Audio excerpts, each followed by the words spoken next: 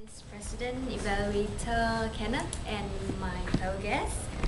As you all know, this is my third speech, and it will be linked to my previous speech, which was about friendship. So, just what is it I'm going to vocalize about today? It's none other than love. Okay, we've heard songs about it, seen it in pictures, seen it in movies. For example, the current movie P.S. I Love You. Heard it talked over on Oprah by relationship experts, and read about it in thousands of self-help books. But what is real love? Imagine that every time I pay you $50, I tell you I love you. We could do that all day, but at the end of the day, would you feel loved?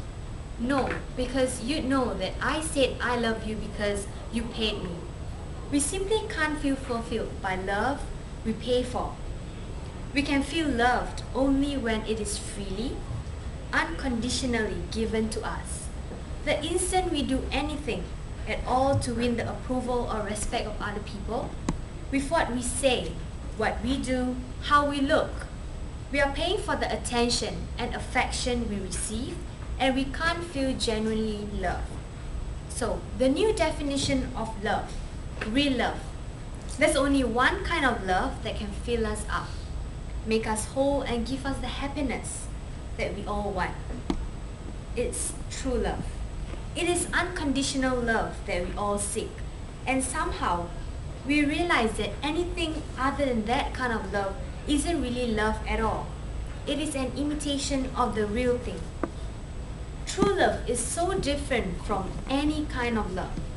Most of us have known all our lives that it deserves both a name, real love, and its definition. It's caring about the happiness of another person without any thought for what we might get for ourselves. It's also real love when other people care about our happiness unconditionally.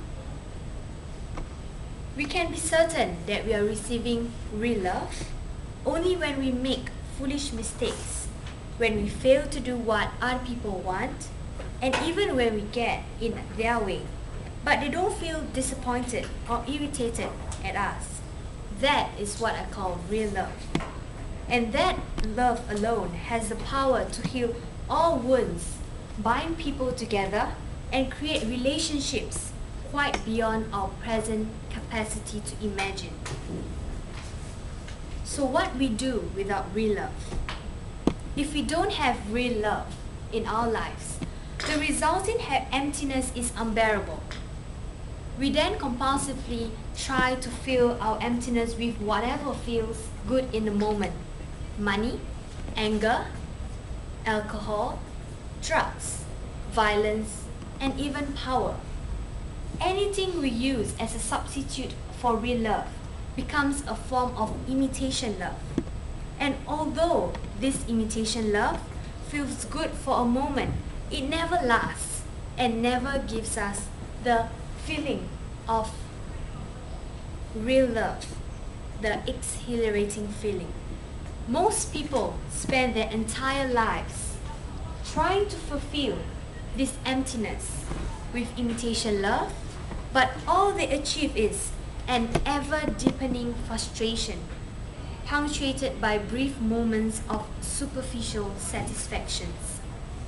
All the unhappiness in our lives is due to that lack of real love and to the frustration we experience as we desperately and hopelessly try to create happiness from a flawed foundation of imitation love. The beauty of real love is that it always will eliminate our anger, confusion, and pain. With this, I'll storytell my first love experience with all of you. It happened in 2002 when I first met my first love, which is my ex-boyfriend right now. We met in 2002, and it was, as cliche as it sounds, it's like love at first sight.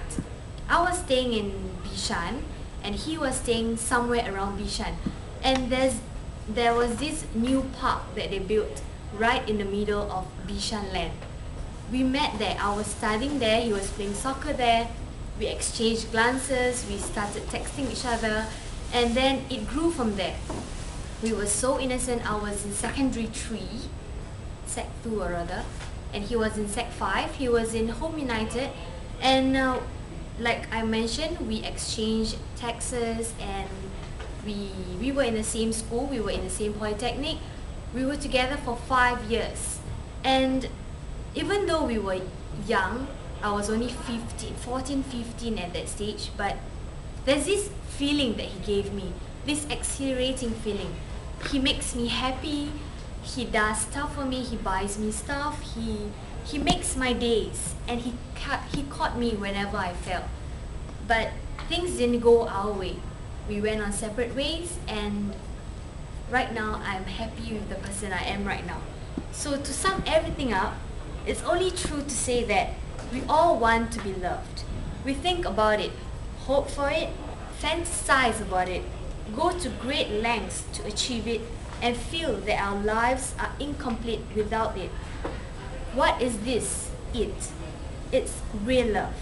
It is no exaggeration to say that our emotional need for unconditional love is just as great as mine or our physical need for air and food. And with that, I'll end my third speech for this evening. Thank you for your attention.